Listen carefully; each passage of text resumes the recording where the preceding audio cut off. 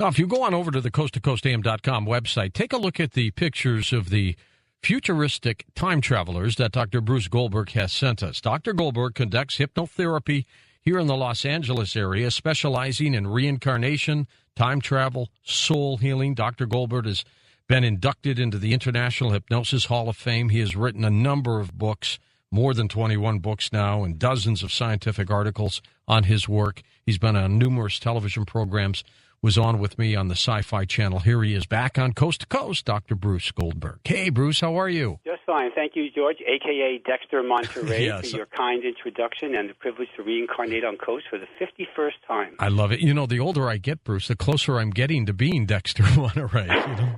Listen, tonight we're going to discuss evidence. This is interesting. Evidence of visits to our time and in our distant past of time travelers from our future, people I call chrononauts. And we're going to discuss how to travel through the fifth dimension, teleportation, and even ascension techniques so you can learn how to eliminate the need to reincarnate. I also want to, again, thank you for your kind review for my latest book, Exploring the Fifth Dimension. My pleasure. Which you stated, Dr. Goldberg guides you into a world beyond your wildest expectations. Highly recommended. And for the benefit of your audience, because of your kind help with me over the years with these interviews, I would like to reincarnate the offer that I made last time, and even expand it.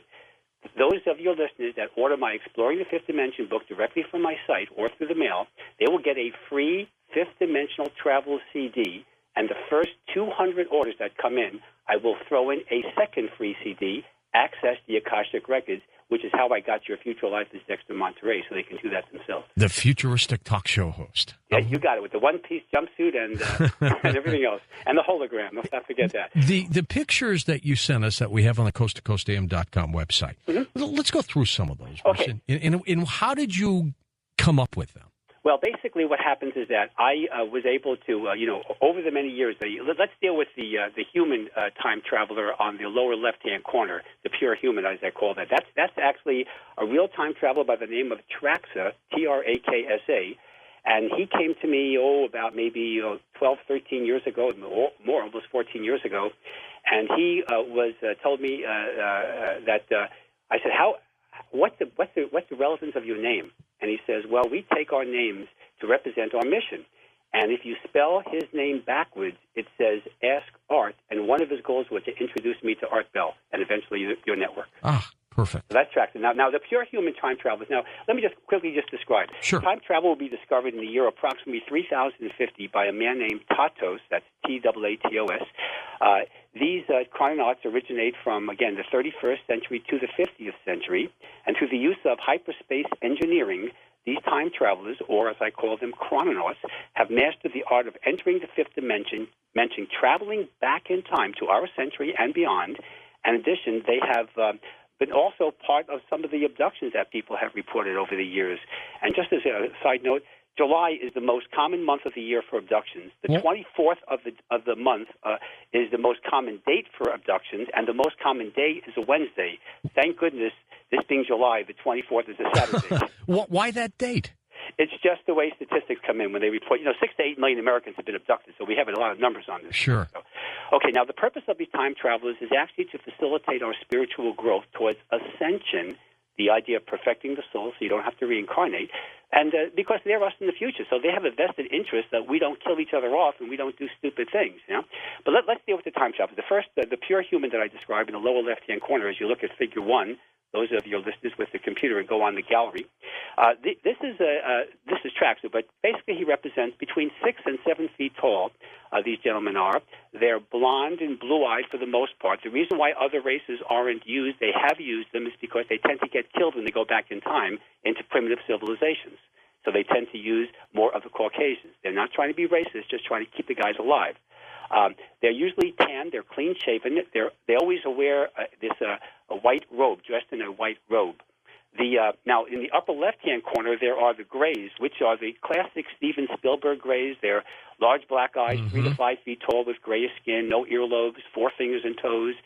They appear as little white sometimes or little blues. They are the kinder and gentler time traveler, not the kind of ETs that you run in now from this century. And neither type has body hair. They've all been on this planet for hundreds of years by the time the 31st century has arrived, so you might say they have their gray card. All right. Now, the time traveler to the right of them, called the hybrid time traveler, is a mixture between pure human and the ETs, and the Greys in this case. Their skin ranges from a white to a bronzish kind of color. They're 5 to 6 feet tall. They look quite human from a distance, but they have these large faceted eyes and odd-looking foreheads. And the closer you get to them, the closer you realize that you're not in Kansas anymore. The lower right-hand side is the reptilian time traveler, and this is the one that's never part of a team. These are cannibalistic. They're nasty. They are just not cool. They have vertical pupils, lizard-like skins. They're not out for our best interest at all. They range from green to blue to gray to brown in color. They're 6 to 8 feet tall. They're big dudes. They're 200 pounds. They have no wings, so they're not the Draco type that would originate from our current century. Uh-huh. And these are the examples of time travelers from, like I say, this is the 31st century, but they go all the way to the 50th century. The way they do travel through time is interesting to note, is that from the 31st to the 34th century, they do what they call enlarging a wormhole, causing a tear in the fabric of space-time, which is one of the reasons why we have cases of teleportation that we'll discuss a little later. They have what's called a wormhole linear accelerator. It's called a WLA. This is a device that enlarges a wormhole, which is microscopic today. We have wormholes all around the place, but you can't see them. Enlarging them big enough to permit a ship to go through. In the beginning, of course, they use ships.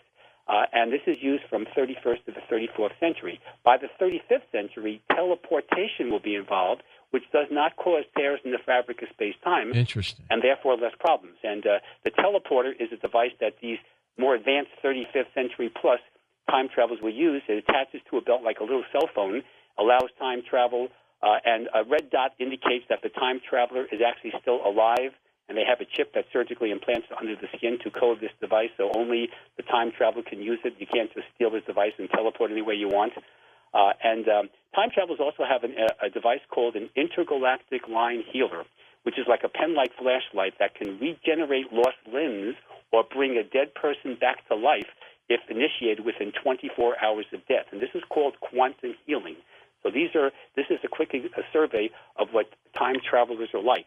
Now, I'd like to go quickly on to the next figure, which is figure 2. This is now the beginning of actual evidence of time travelers visiting ourselves in the past. Now, this particular figure is located in France. Now, I want to just go into a little more detail. This was found in a cave near Lussac-les-Châteaux in 1937 by two gentlemen, one Leon Pericard and Stéphane Le Wolf, and they uncovered a number of these engraved stones from the Magadalian period, which is about 17,000 to 11,000 BC. Gee, somebody etched this then. Yeah. Now, okay. This was done during, Stone Age times.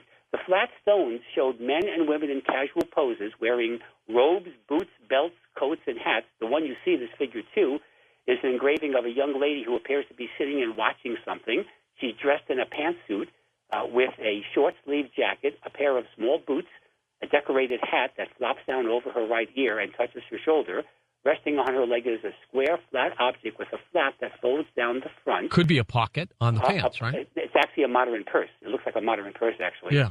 Other examples that we don't have pictures of, I don't have it in front of me here, show men wearing well-tailored pants and coats and broad belts and clasp-clipped beards, mustaches, etc. Now, these Lussac etchings contradict everything in classical prehistory. We don't feel that Stone Age man was dressed this way. No way, yeah. No way, right? These were drawings, by the way, were authenticated in 1938. Now, this is interesting. This is a Men in Black mentality now. Most of the stone engravings are in the prehistory library at the Lussac-les-Châteaux, with a few exhibits in what they call the Musée de l'Homme in Paris. Now, the drawings are shown that the public can see are not too revealing. You will not see this in this particular depiction in the museum. And the ones that are shown are the ones that don't clash with conventional theories. The rest are stored away and cannot be seen except by special permission and then only by those individuals with proper credentials. It is felt that the pictures would be too disturbing for public viewing. I would guess so. How did you get this, Bruce? Oh, this was reported actually. A gentleman with one of those special credentials actually copied the pictures and then published it. It wasn't online. It was in like a book published several years ago, and so I was able to get that from his depiction. But you and I could not go into that museum and get that, not unless you were well connected. And it's another example of hiding from the public evidence that doesn't fit into conventional mentality. Stay with us, Bruce. We're going to take this quick break and come back and talk more about teleportation and time travel. Next hour, we'll take your phone calls with Dr. Bruce Goldberg on Coast to Coast AM. And number one is the loneliest number. That's why if you ever succeed in life, bring other people with you. Believe me, you'll have a better time. Saturday night, it's Ian Punnett right here on Coast to Coast AM. I don't know if I should go to the phone or not. I'm afraid. Wake up. So sorry I screwed up your show last week, dude. You know what? I've got to tell you, all of us in the studio, Dan, Tom, we all thought you were having a stroke. I totally get that. I completely get that. And the funny part, of course, was I was talking to Tom quite lucidly just before we went on the air, and just afterward, too. He called me back, and I said, hey, why did George leave early? That was weird. And he's like, yeah, I know. I couldn't figure it out. And I'm like, I did everything I could to protect you, my friend. You totally protected me. And I said last week many times on the air how grateful I was. I was getting a couple fast blasts from people that went, what happened to Ian? What did he say? I missed that. Yeah. It was, but I'm glad you're and you are okay, right? Oh, yeah, it was great. It's funny. Thanks for asking, and thanks for having my back last week. You were very discreet, and it was very nice, and all it was just this tinnitus is keeping me from getting any deep sleep. So when I had a little today, and so that's why I'm up right now. So thanks again. Coming up tomorrow night, you got it. Al Jardine is going to join us. Oh, how about that? From the Beach Boys. He's got a new CD he's put out. It's got an unusual spin to it, and he'll just be on for the first hour. He'll talk a little bit about this California project. And then it's radionics. Have you ever followed radionics? I sure have. As a matter of fact, I'm a staunch believer in the healing powers of radionics. Well, I'm looking forward to finding out more coming up tomorrow night. Radionics for the uninitiated and what it could do for you tomorrow night on Coast to Coast. You got it. Thanks, Ian. Thanks, buddy. That's Ian Punnett. He'll be on Saturday night on Coast to Coast AM. When we come right back, more with Dr. Bruce Goldberg as we talk about time travel on Coast to Coast AM. Welcome back to Coast to Coast. We're with Dr. Bruce Goldberg. His website, drbrucegoldberg.com, and it's drbrucegoldberg.com. Fascinating picture, Bruce. Go ahead with the rest. Okay, now figure 3 on the gallery is a brontosaurus, which is now called an apatosaurus. It's not a Tyrannosaurus rex as previously thought. This was from the Doheny scientific expedition that left Los Angeles on the morning of October 23rd, 1924, for the El Tovar Hotel on the rim of the Grand Canyon in northern Arizona. Now, this was a carving. It's so old that the iron seeping slowly from the stone has formed its customary protective covering, a task that requires untold eons to do. Scientists have generally agreed that this area where the dinosaur drawing was made has not been underwater for 40 million years at least. My God. This is a very heavy desert varnish on this, what's called a pterograph, which authenticates its antiquity and thus its authenticity. This is not a modern forgery. The fact that the animal is upright and balanced on its tail would indicate that this prehistoric artist must have seen it alive. That dinosaurs were in the vicinity is proven, of course, by its tracks. Now, this figure shows that modern man has been around for at least 65 million years, or a time traveler made this carving. And I want to go into the next figure and give you another theory about how these dinosaurs could have gone back and forward in time and not have any evidence such as bones currently to show them. In the next figure, figure 4, we have another brontosaurus, or an apatosaurus, that was found in the Natural Bridges National Monument in Utah by the Anasazi Indians who lived there between the 5th and 14th centuries. The figure below that is from Cambodia, and this is from the ancient Hindu temple near Siem Reap, Cambodia. This name of this temple is Ta Prohm. It was completed in 1186 A.D. There is no evidence whatsoever that these people were excavating fossils and then systematically reconstructing the dinosaurs. These are real-life observations. Now, how do you get dinosaurs in 1186 A.D. from, say, 65 million years ago? This is a Stegosaurus, at least 65 million years ago. Well, here's what happens. I told you the WLA, the Wormhole Linear Accelerator, is how the time travelers in the 31st to the 34th century go back in time, and they create tears in the fabric of space-time. I feel that these tears, like ley lines, as it's called today by our scientists and our people in the field, have actually teleported these dinosaurs from the past into the present, in that case, 1186 AD.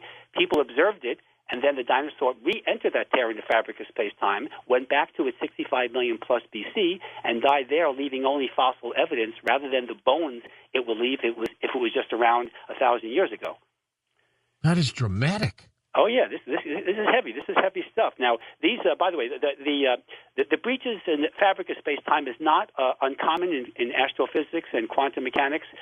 They could very easily be responsible for the unusual consequences for anyone who happened to be caught in it. The ancient Chinese believed that the Earth is covered with lines of magnetic forces, which they called lung mai, or dragon paths. We call those ley lines, and they have explained many unusual phenomena that, for example, the Nazca lines in Peru are another example of ley lines, the Salisbury ley line connecting Salisbury to Stonehenge. But here's a cute story about a ley line. I love this one. This is good old Londinium. This is England. On August 25th, 1974, William Lincoln was visiting it's called the Chanctonbury Ring, an ancient earthwork circle in the south coast of England. And he was lifted up 5 feet into the air, suspended horizontally for 30 seconds before returning to the ground, where 3 of his friends witnessed the event. This is an example of ley lines. Other ones have shown, for example, there's a gentleman in 1936 named Stephen Jenkins who viewed a group of medieval warriors from the Cornish coast near where King Arthur was supposed to have died. The scene that was manifested to him vanished shortly, but reappeared and disappeared at the same spot exactly 38 years later. So these ley lines, as we call them, are nothing but, again, examples of tears in the fabric of space-time, which time travelers, unfortunately, because of the 300 years they used the wormhole linear accelerator mentality, have actually created it.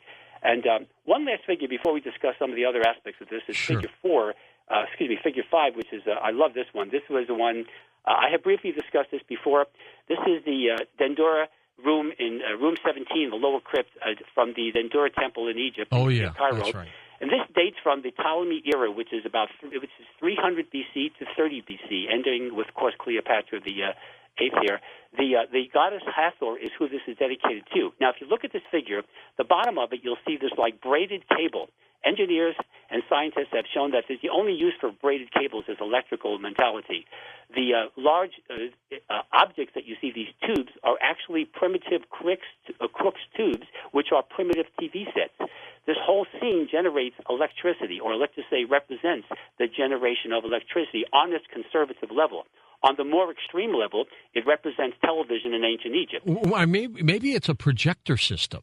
Well, either way, these are things that totally go against Egyptology and Near East studies as far as the technology of the ancient Egyptians. Now, I realize people won't accept the concept of ancient Egypt with television unless they find a TV guide in hieroglyphics. But folks, that's right. Trust me, this is pretty heavy stuff. Okay, this is big stuff. So there's also examples of nuclear reactions in various spots throughout the world. Tonight, the Pharaoh will talk to all of us, right? Right. Yes, with a Skype thing, too, by the way. Yeah. He can do a Skype session with me, Okay. In the Pierre-Lat area of Gabon in the west coast of Africa, in the Euphrates Valley, in the Sahara Desert, in the Gobi Desert, the Mojave Desert, Scotland, south-central Turkey, Israel, and in India, we have examples of nuclear reactions. For example, the one in Gabon, Africa, in the Pierre-Lat area, scientists found the ore of this mine contained abnormally low proportions of U-235, uranium-235, which is found only in depleted uranium fuel taken from atomic reactors. So, in other words, what they're saying is that this is an example of atomic reactions. Now, Glenn T. Seaberg, a former head of the United States Atomic Energy Commission and Nobel Prize winner for his work in the synthesis of heavy elements, pointed out that for uranium to burn in a reaction, conditions must be exactly right. Water is needed in order to sustain the chain reaction. This water must be extremely pure. Even a few parts per million of any contaminant will poison the reaction, bringing it to a halt. The problem is that no water that pure exists naturally anywhere in this world.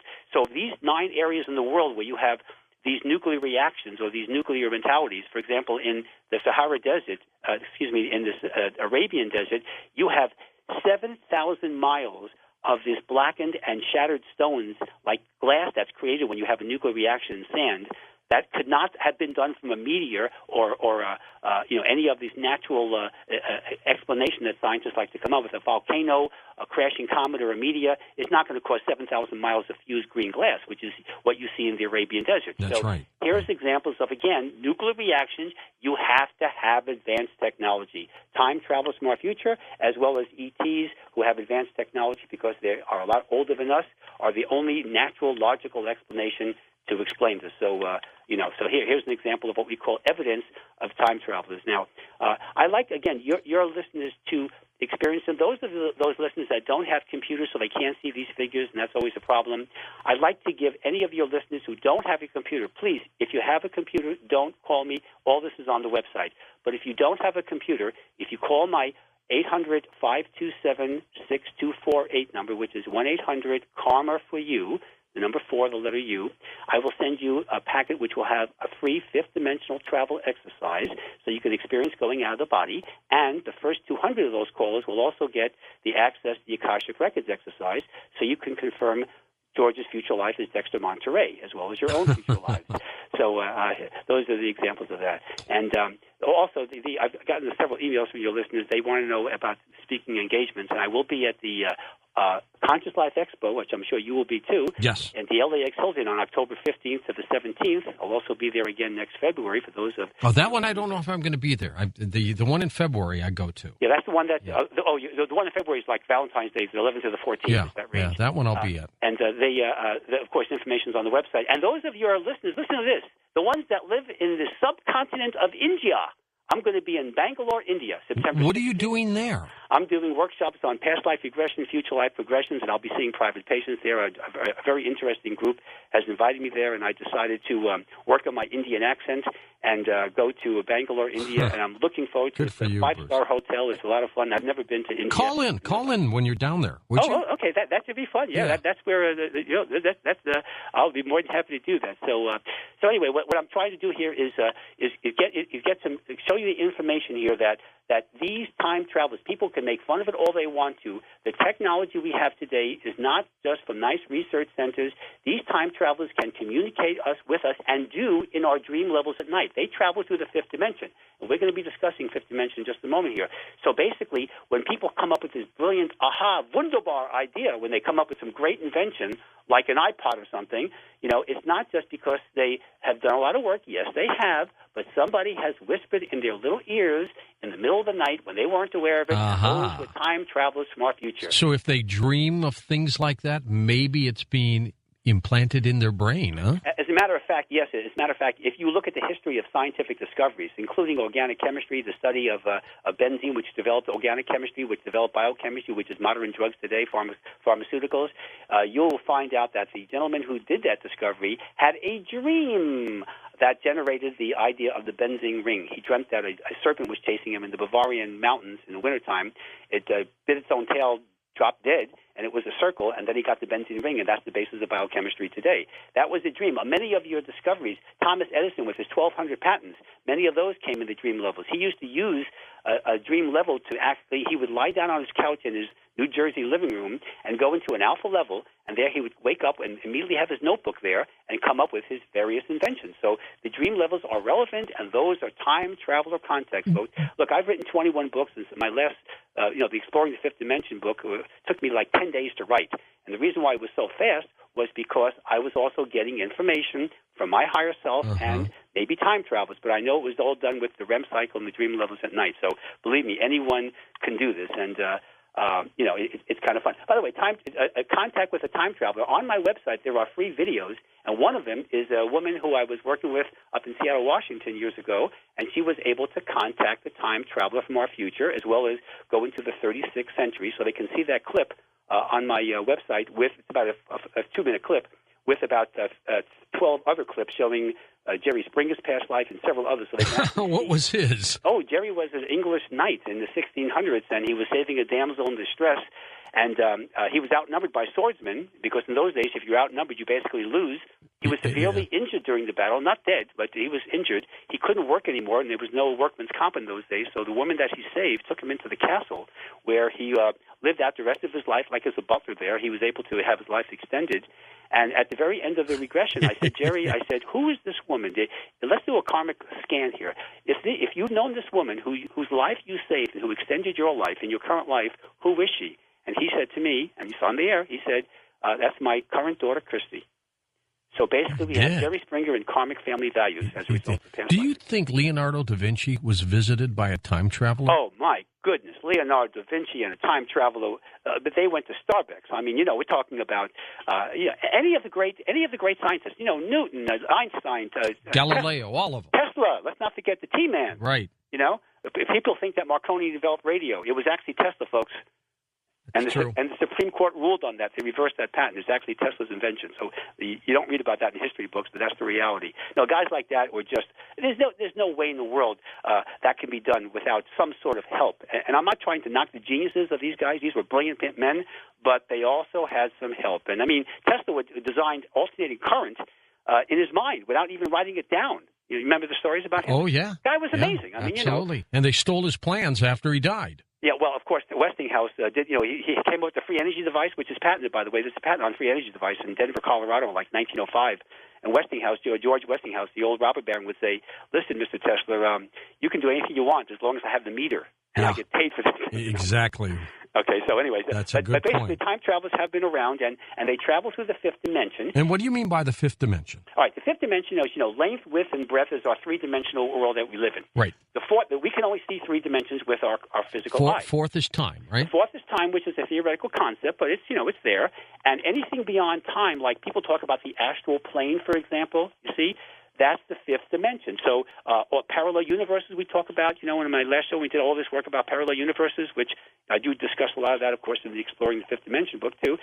That's also the fifth dimension. Now, if you are, just as a hint for the listeners out there, if you travel the fifth dimension by using the CD, if you get the book, etc., or any of my other CDs, which many of them are out of body, and there, of course, are free exercises on the website to do that, there are some entities you're going to meet. So here's an example of who you can meet. Who can you meet in the fifth dimension?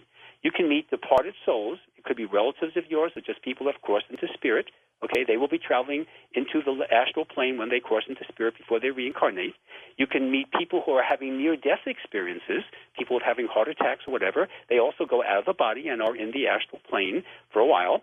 You can meet spirit guides. These are once human, and they're more spiritually evolved than us, and they act as our advisors. You can meet angels who are direct messengers of God, of the God Energy Complex, who are never human and are perfect, of course. You can meet your own higher self, and I work on that as a technique. I call that a sanctuary exercise, which is on the site. You can actually learn how to do that, and that's the perfect component of our soul, which is also called the superconscious mind, and I call this a superconscious mind tap. You can meet lower astral entities. You don't want to meet them, but if you go to the lower astral plane, that's why folks out there do not use recreational drugs when you try these techniques. You're going to wind up in the lower astral, and you're not going to have a good trip. But they are, of course, permanent residents of that dimension that you can meet, and you don't want to meet them. They also are the origin of psychic attack.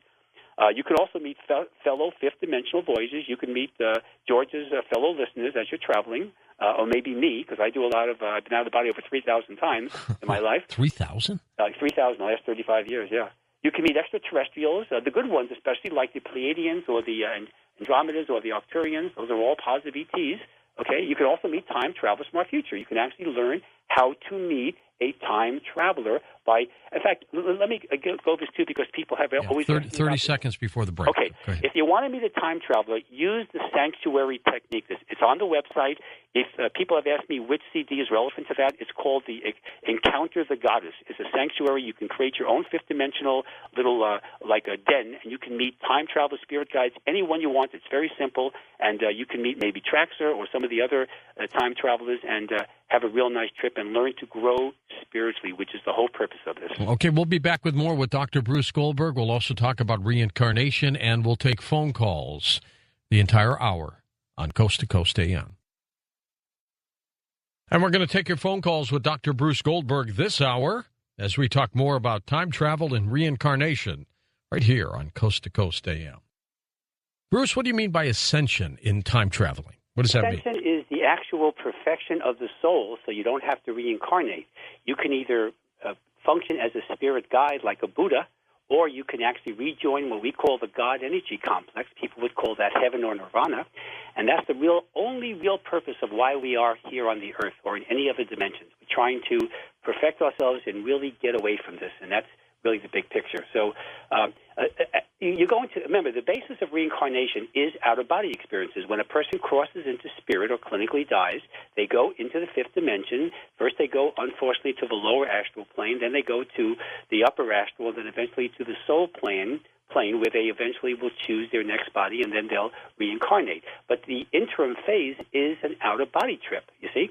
So, for example, let me give a couple of hints. So these are little things that people can do to practice their own out-of-body experiences. This can include when you're using a CD, like one of my CDs or others, or you're using just your own techniques, whatever you're dealing with, or just listening to some nice New Age music. You want to say to yourself that you are going to have a conscious recall of your out-of-body attempts during the day, and repeat this often. Always be alone and in a quiet and comfortable environment when you practice an out-of-body experience. Relaxation is always the key here, folks, so you want to lay on your back in total comfort, making certain that you have no tight clothing, heavy bedding, or other distracting constraints on your body. Deep breathing is also very relevant and helpful. Breathe deeply and rhythmically, and it is as important to exhale as to inhale. Breathe in a state of relaxation, and your deep breathing will cause your physical body to vibrate and attune to the astral body. That is natural. Choose a target that you want to go to, a location on this dimension or in any other dimension, and describe it to yourself. Again, in my books, I describe what these dimensions look like so you can be a little bit more accurate of what they really represent. Then you can request assistance from the universe to travel there. Your higher self or a spirit guide can also assist you. Allow your body to vibrate, and while breathing deeply and relaxed, your body will begin to vibrate, and allow this process to happen gradually and as you become more accustomed to it until all the muscles and bones of your body are vibrating, and then tell your astral body to project. And that's a simple, basic kind of rules of thumb as to how you can maximize these experiences and do your out-of-body travel. It's all about meditation, Bruce, isn't it? Well, meditation is really, interesting. When people practice meditation, they're really not. They're practicing self-hypnosis because meditation means, by definition, you have to clear your mind of all thoughts. And I'm an expert in this field, and I've been doing this for 35 years, and I can't do that. So, most people are doing actually a form of self. It doesn't make a difference. They're both alpha brainwave levels, and they're both really the same state of mind. It's just a question of technique. Hypnosis doesn't use mantras, meditation does, and hypnosis usually doesn't have incense burning in the background, with a 1960s poster hanging over your bed, that kind of thing. So it doesn't really matter. By the way, I'm getting there's a lot of confusion going on out there in radio land. People have asked me about my little book thing offer. This is a offer only for this show, so you have to mention the offer to get this. If you order the Exploring the Fifth Dimension book from my website or through the mail, you will get a free CD, which will guide you into the fifth dimension. It's an out-of-body experience it's called Fifth Dimensional Travel, and the first 200 orders that I get tonight and this morning will get the second CD free, which is the Access to the Akashic Records. Again, you must mention the offer, and for those listeners that don't have a computer, if they call the 800-527-6248 or 800-KARMA, K-A-R-M-A, the number 4, and the letter U number, I will send them a packet with the written fifth dimensional travel exercise, and the first 200 callers that call in on the 800 line will also get the Access to the Akashic Records. But please do not call if you have a computer. I've got 5 exercises on the sites in detail, and they're all there. I would like to discuss one of my teleportation cases to show you the ultimate of out-of-body travel. This is the biggie. This is a case from the Exploring the Fifth Dimension book. It's a case of a woman I call Vivian. I worked with Vivian years ago with out-of-body experiences and teleportation training. And one afternoon, she was in her car with her very physically abusive boyfriend.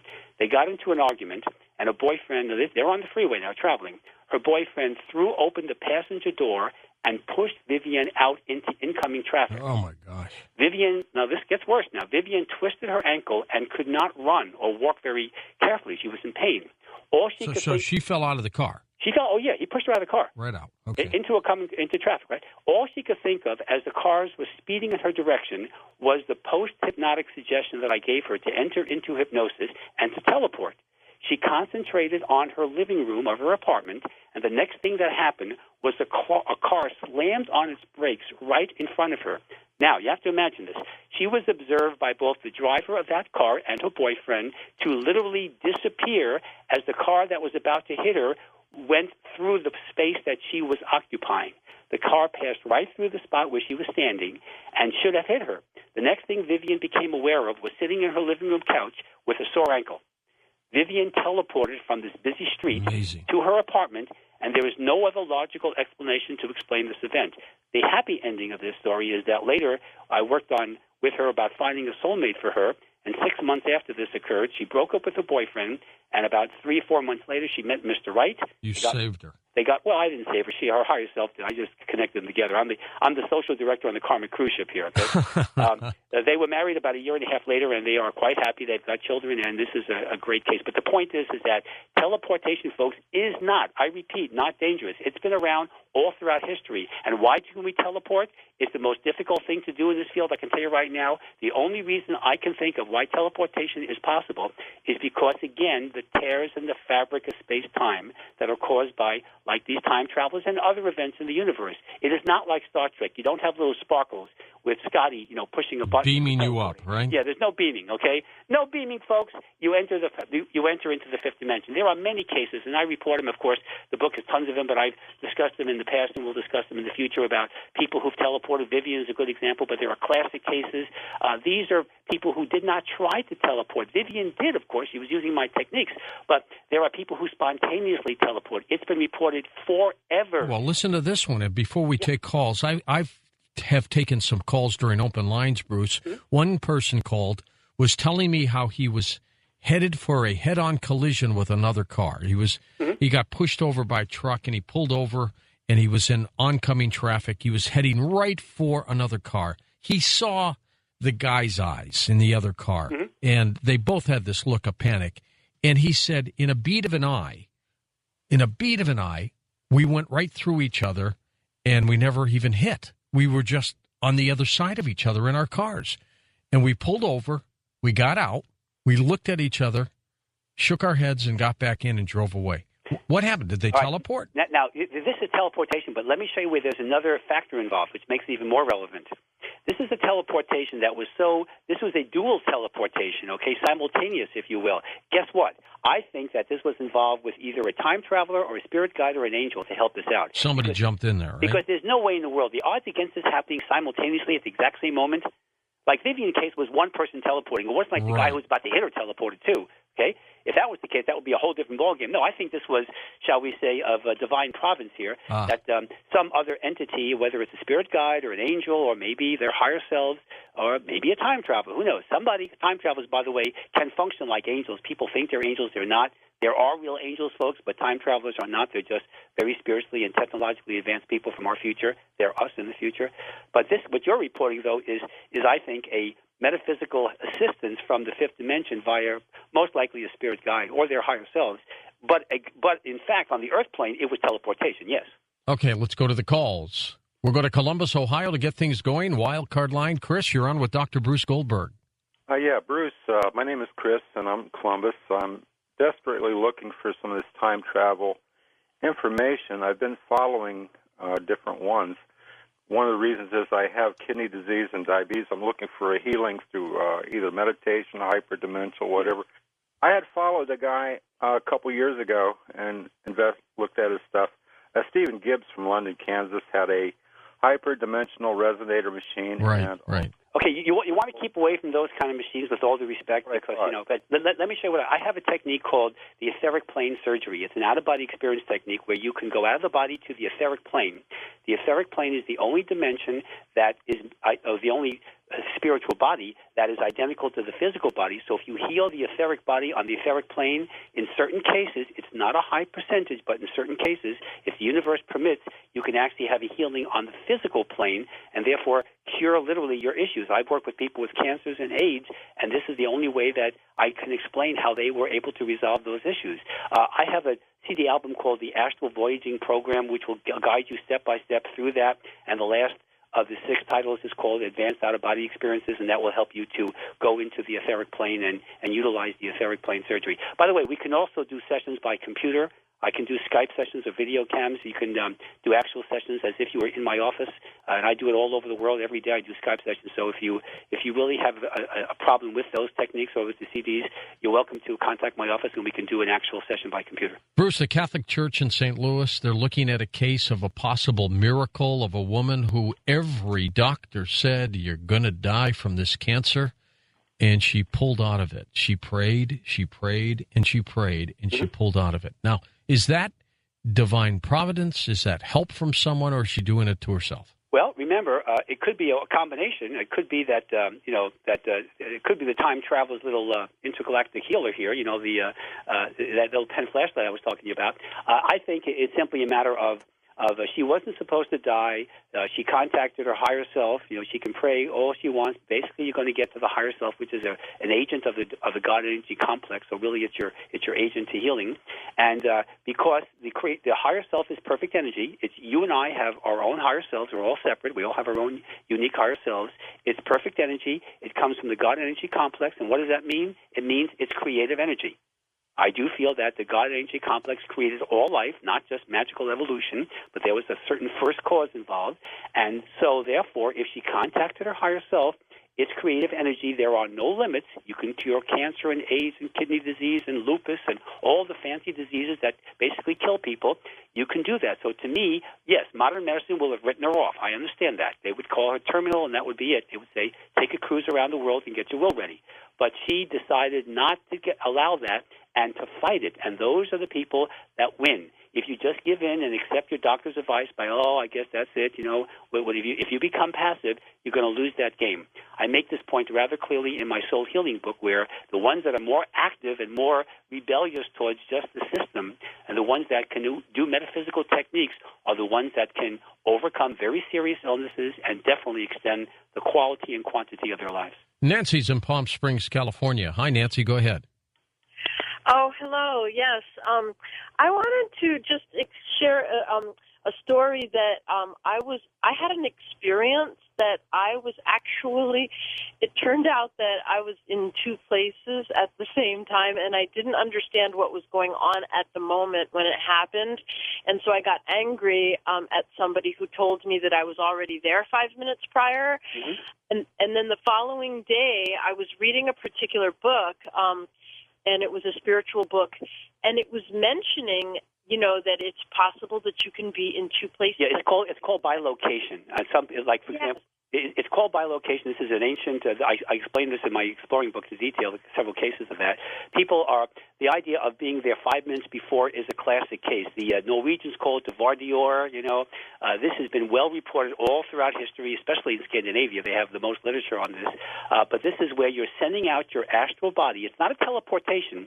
It's your astral body, which is made up of astral matter, but you can concentrate it so thickly that people can actually shake your hand and hug you and think it's your real body, but in reality, it's your astral body. Your physical body is many miles away, and if anything was to happen to that astral body, it wouldn't affect your physical body at all. So you literally were in 2 places at the same time. You were doing sort of like a remote viewing, except you were actually physically there, not just viewing it from above.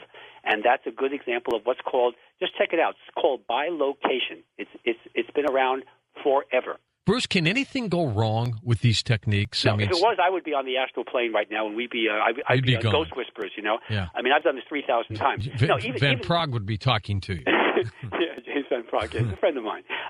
The idea of teleportation. People say, "What if I teleport in the middle of the ocean and I drown?" Or what if I teleport in the mountains? And I'm involved? No, it never happens. There's many cases of teleportation throughout history. It's reported by the Catholic Church and other people too. There are many cases throughout the literature, the theological literature too. No, you never have a problem with teleportation around a body. The only question is how spiritual can you make the most out of this? It's a God-given talent. The East Indians, when the gurus and these people who do these major techniques, these beautiful intimate techniques, the more the sophisticated they are, the more they exhibit things like levitation, which is a beginning teleportation and out-of-body travel.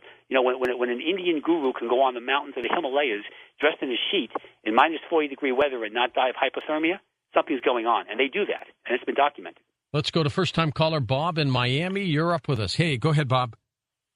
Hey, George. Dr. Goldberg. Yes. I have a question. You were talking about tearing a hole in the fabric of time and space, right? Right. It's called the tear in the fabric of space-time, and it's created by the time travelers using their early technology of going back in time. Okay. I want to. Can a black hole do the same thing? Tear a hole and well, the black hole, yes, the black hole that's uncontrolled can, in fact, because nothing escapes it, including light, etc., gravity, and nothing escapes it. A black hole, can, but don't be concerned about black holes. Forget about the movies for a moment and some of the bad TV shows with it. Black holes, if you talk to physicists, astrophysicists, and astronomers, there are millions of black holes throughout the universe. The universe could not exist without black holes. They're actually part of our constellation. Our formation. Yeah, they are. So black holes aren't the problem now. It would be a problem if one appeared right over the Earth right now and was sucking in our planet, but it doesn't work that way. They're in the middle of the universe, the middle of the Milky Way. They just keep ourselves aligned. They just do their thing, and they're part of the formation and the function of our universe. But I have a question for you, though, Bob, in Miami. Can you fry eggs on the sidewalk right now? With the temperature in Miami, I mean it's hot and humid there, right? Oh yeah, it's hot out here. I've been to Miami. I've been to Miami. What I was going to ask you was, sir, hello? Yeah, go ahead, Bob. Yeah, good. Yeah, I was going to ask you. The wormhole with the Einstein-Rosen bridge, could that form at the event horizon because of a tear? Okay, now you're talking about something else. The wormhole, or the Einstein-Rosen-Podolsky bridge, the EPR bridge is what it's called, that actually connects the black hole to the white hole. The black hole goes back in time. The white hole makes you go forward in time. The wormhole is the connection between it, which is the actual mechanism of actual time travel. Now, Kip Thorne from Pasadena, from Caltech in Pasadena here in Southern California, he wrote an article that was published in the Physical Review Letters in September of 1988. This is almost 22 years ago, documenting how that mathematical paradigm would actually allow an advanced civilization to go back in time. The wormhole mentality would be the way time travelers would be able to go back in time. That article has been challenged by 1 million people over the years, and nobody has disavowed it. Kip Thorne is one of the Genius Award winners. He's the one who won the debate with Stephen Hawking about black holes and others. Right. So this is a sharp dude. You know, Kip. So my point is that the wormhole is simply the actual mechanism. We've got the actual mechanism now. The reason why we can't do it today, and we won't do it for another 1,000 years, is because we don't have that exotic matter that has to line the wormhole as well as enlarging it in order to allow men in ships or whatever to go back in time and to actually do that traveling. So exotic matter has negative mass. We don't have the ability to make that yet. They're trying with superconductors. They've been trying that for years. It hasn't worked. And there are other elements that you require to enlarge the microscopic wormhole to make large enough for a ship to go through it, and that's going to take quite a while, about 1,000 years. But the wormhole does not cause tears in the fabric of space-time. It causes time travel. It's the black hole, white hole mentality and their interactions that really are the problem, not the wormhole itself. All right, stay with us. We're going to come back with final phone calls with Dr. Bruce Goldberg on Coast to Coast AM. Well, next hour we'll talk with Joshua Warren for just a little bit about Robert the Haunted Doll and what Joshua plans to do about Robert the Haunted Doll. And when we come back, we will be talking with Bruce Goldberg and take final calls on Coast to Coast AM. Bruce, what about lower entities? Can they attach to people who are traveling? Actually, they can't if you're protected. All the techniques that I do, and they can see this on the website. I have all my exercises have what I call white light protection and more advanced levels.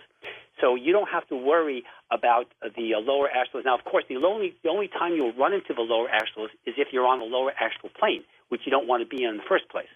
So if you're traveling through the other dimensions, it's irrelevant. Even if you are at the lower astral plane because you had a bad day, whatever, there are still protection techniques so that they will not attach to you. But yes, people have been exposed to attached entities, but not because of out-of-body experiences. It's because the way they live their life and some of the, playing with Ouija boards and doing things like that, or using a lot of recreational drugs or breaking a lot of moral ethical codes, that will get you attached entities real fast.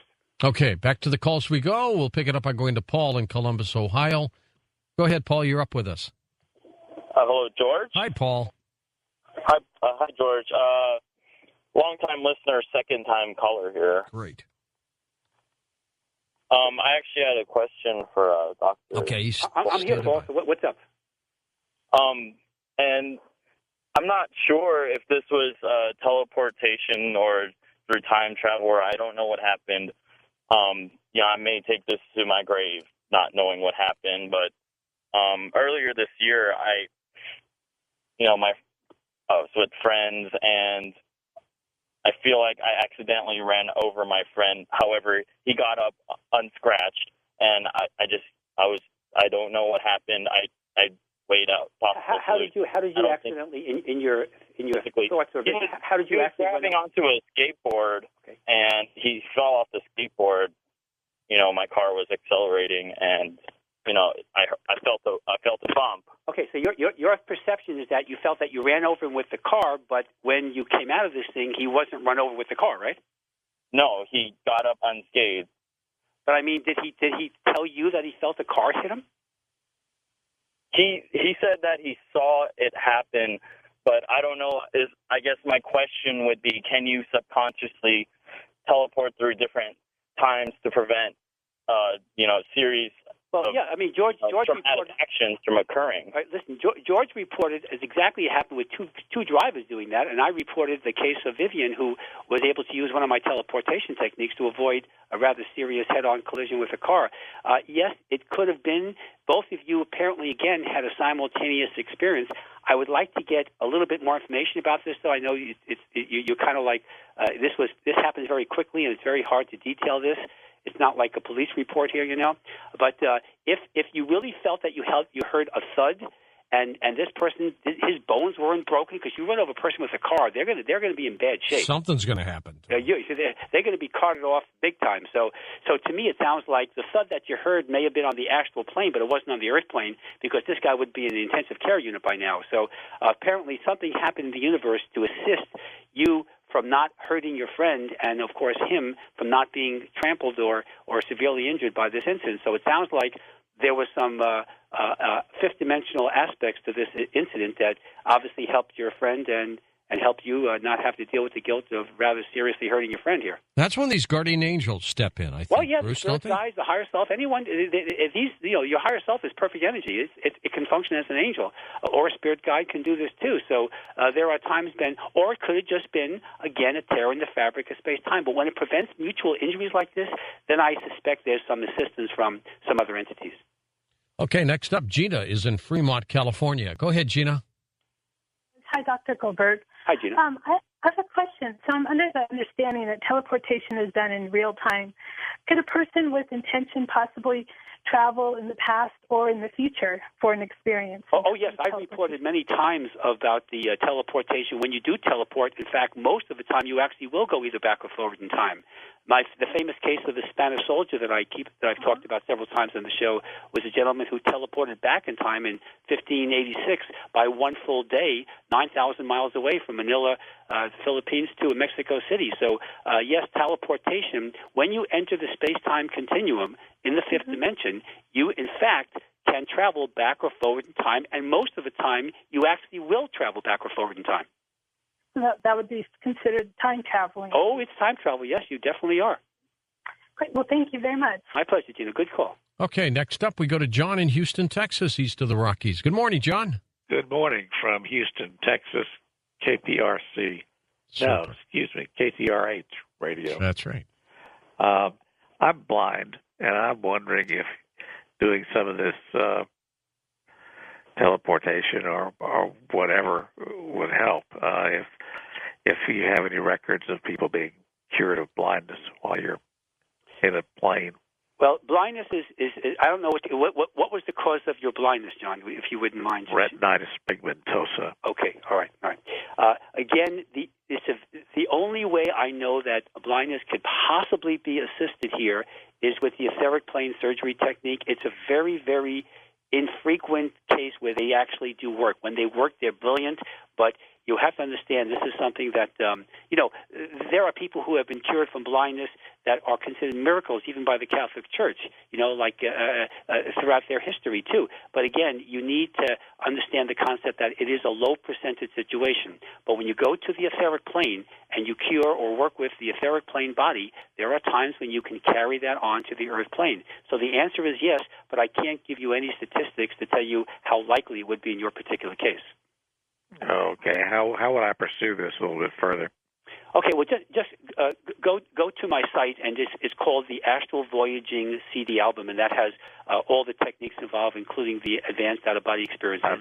Unfortunately, or somebody go for it. Can somebody go to the computer for you, John? Possibly, yeah. Okay.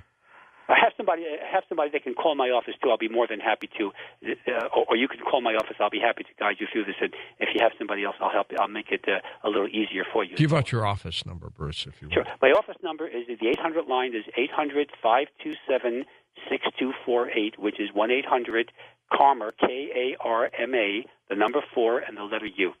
Okay, I'm going to have Sean put it up there on our website next to your link. Okay. Make it easy for people. Sure. Next up, we go to Ontario, California. Mike, we're zooming into you on Coast to Coast. Go ahead, Michael.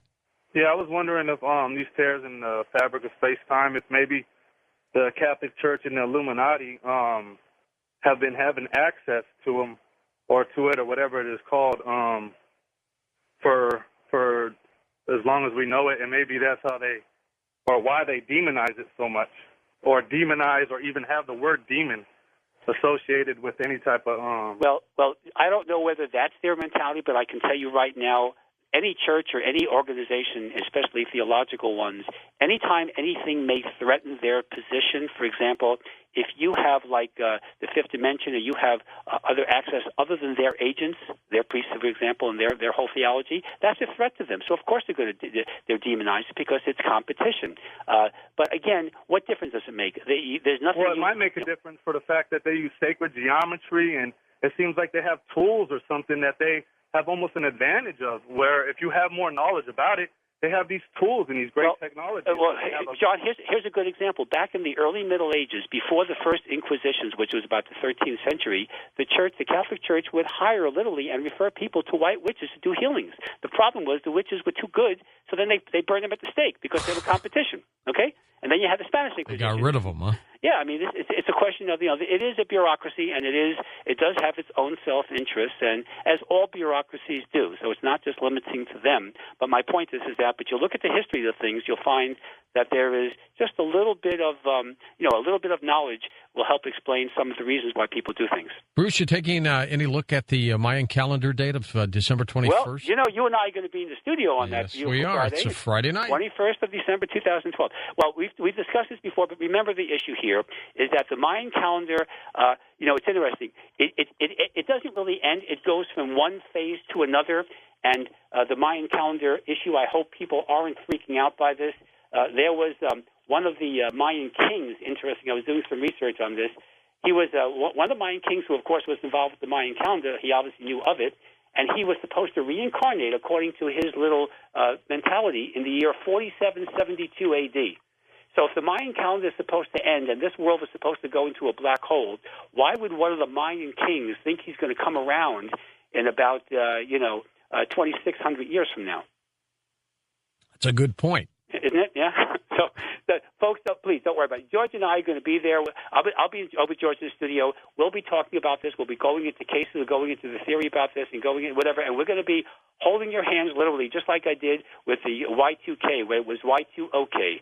Remember that one? Okay. And it's coming up so darn fast. It's coming up fast, but like I say, I was very confident when the Y2OK mentality I came up with, because I knew from my progression that nothing was going to happen on January 1st of 2000, as is nothing is going to happen on December 22nd of 2012, except people will be running around buying Christmas gifts. That's right. Let's go to Albuquerque, New Mexico. Carla's with us. Hi, Carla. Hi. This is a quickie. I had a dog, 20 years old. I had to put him asleep. Mm-hmm. Got another dog in the trailer park next door to take care of for this old guy who had to go in the hospital. I'm sitting there in the middle of the night, and it's like someone wants to wake me up, Mm-hmm. So and I thought it was this little pup that I was taking care of. And I said, "Oh, for heaven's sakes, go to sleep." But you know how that time of the night where you're so asleep it's hard to think. Mm-hmm. And just then I get a cold nose right in my neck. And I thought, uh-oh, that dog was asleep. So I sat up in bed, and here's the dog I'd had put to sleep.